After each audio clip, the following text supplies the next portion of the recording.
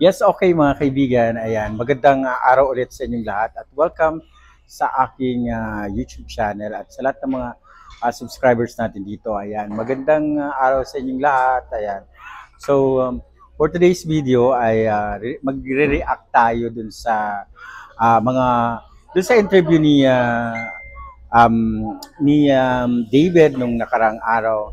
Meron siyang inilabas sa isang SOCMED na may mga interview sa kanya, ang ganda ng mga sinabi niya. Sabi ni David, gusto niya daw makatrabaho ang mga batikang artista, yung mga magagaling na artista, including Dennis Trillo at si Catherine Bernardo daw gusto niyang makatrabaho. And nagpapasalamat siya kay Alden Richard dahil nakasama daw niya ito sa isang project noon. Tapos parang ang dami daw siyang natutunan ng makatrabaho niya si Alden. Kaya gusto daw niya makatrabaho ang mga artista na bigatin talaga na kumbaga gusto niyang matuto, di ba? At of course, sinabi rin niya na talagang gustong-gusto niya makatrabaho si Barbie. So, panawagan lang natin sa GMA Network na please bigyan nyo na ng magandang work agad-agad bago magpasko ang Barda kasi sila naman ang sila naman ang sikat ngayon at ang pinag-uusapan sa SOCMED at sa television yung mga paparating na love team ngayon, 'di ba? Wala naman 'yan. 'Di ba? Hindi naman sila nag-uumpisa pa lang sila.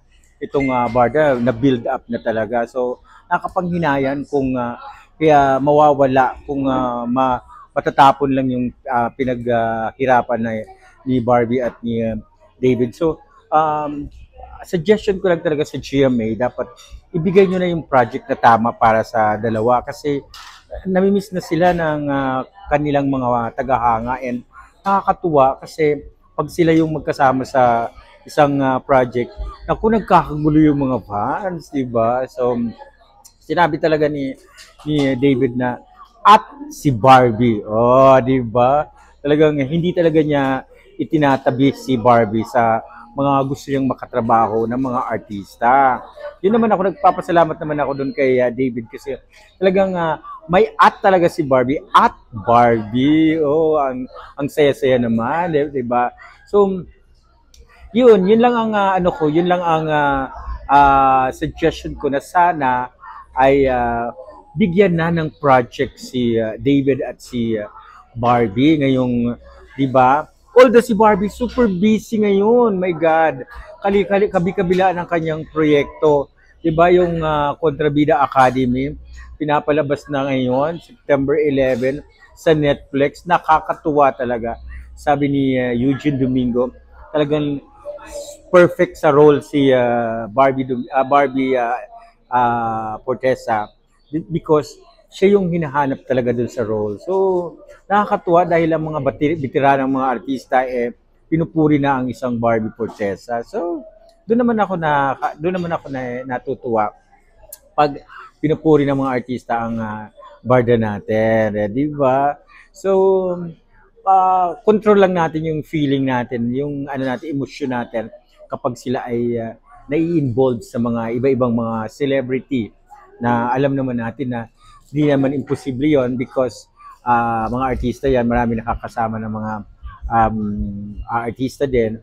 So sila din yung mga nagli-link-link, di ba? Kaya iwasan natin maging emotional kasi sila pwedeng i-partner sa kahit na sino.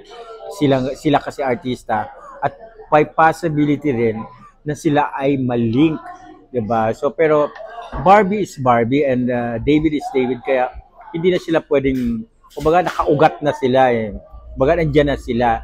Hindi na sila pwedeng matibag kasi mahirapan ng kanilang mother studio, ang GMA7, kapag tinibag nila yan. Katakot-takot na bashings ang matatanggap nila diyan. Ako, alam niyo naman, hindi nagpapatinag ang mga fans pag sa mga ganyan, pag tinibag niyo yan GMA.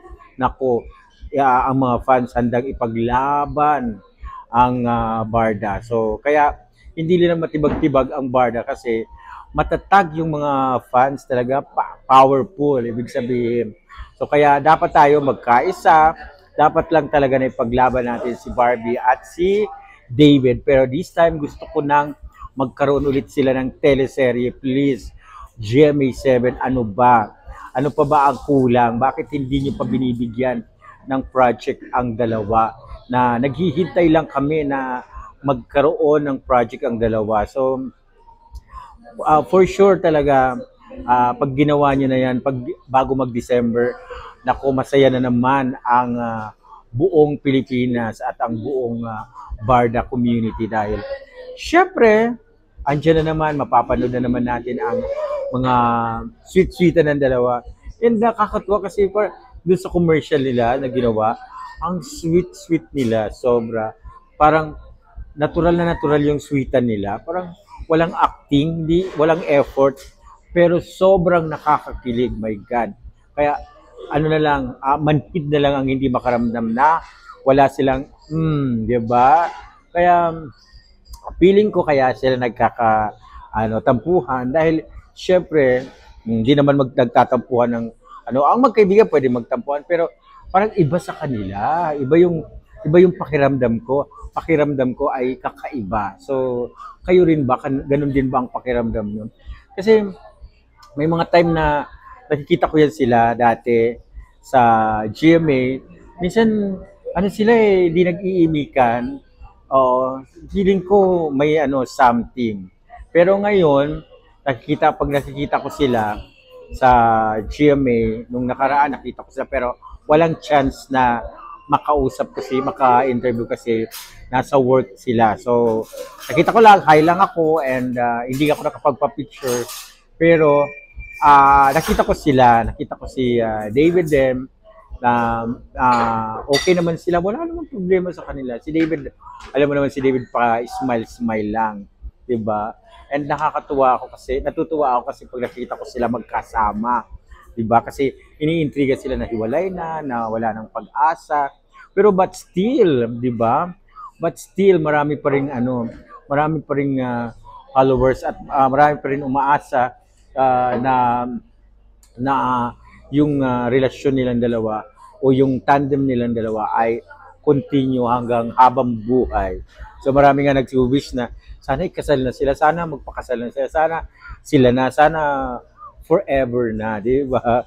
Pero syempre, tingnan natin ang mga sitwasyon, pakiramdaman natin. Kasi malay mo, si Barbie kasi, tsaka meron si Barbie shinare. Naluloka ako. Parang hindi ko alam kung kasi si Kathleen yung katandem niya dun sa isang teleserye. Mayroon siyang shinare na parang gusto ni Barbie na self-love, gano'n. Yung parang sarili muna niya kasi siguro baka napagod siya nung panahon ni Jack Roberto kasi di ba alam mo naman yan kapag may relasyon, effort to the max. Kailangan what do you call that? Magpapaalam ka or something. Lahat ng pwede mong gawin ay gagawin mo para dun sa hindi kayo magkatampuhan. So parang sabi ni Barbie, self-love daw muna. Hindi ako naniniwala sa self-love muna yan kasi alam kong may something, di ba? Self-love kasi, syempre, lahat naman tayo pwedeng mag-self-love, yung unahin mo ng sarili. Pero, syempre, hindi ako naniniwala na walang something sa kanilang dalawa ni David, di ba? Ako mapangmatsyag, di ba? Ako mapakiramdam. Kaya, wala. Mahilig tayong makimarites, kaya di ba? So, cool, lang tayo makiramdam. Pero, syempre kung na sila, pero kung alam natin kung buwag na sila, hindi na nila babanggitin ng isa't isa, di ba? Mukhang si Barbie ang may tampo kay David. Bakit kaya? Di ba? Hindi kaya nagselos si Barang? Hindi kaya di ba? Alam mo, siloso kasi itong ating itong ating girl, itong ating prinsesa, siloso yan, di ba? Siloso yung, si Barbie siloso. Kaya, dapat si David, David, wag kang, ano dyan, wag kang, ano dyan sa mga girl, wag kang didikit-dikit dyan sa mga girl na yan. Kasi pag dumikit ka, anak ko, maggalit sa'yo si Barbie, di ba? Feeling ko, yun lang, kasi, syempre tayo, mapakiramdam talaga. So, yun lang ang ating natin update for today's video. At sa mga hindi pa nag-subscribe sa aking YouTube channel, pagkakataon nyo na mag-subscribe, ha? Babu and sayonara sa wadika.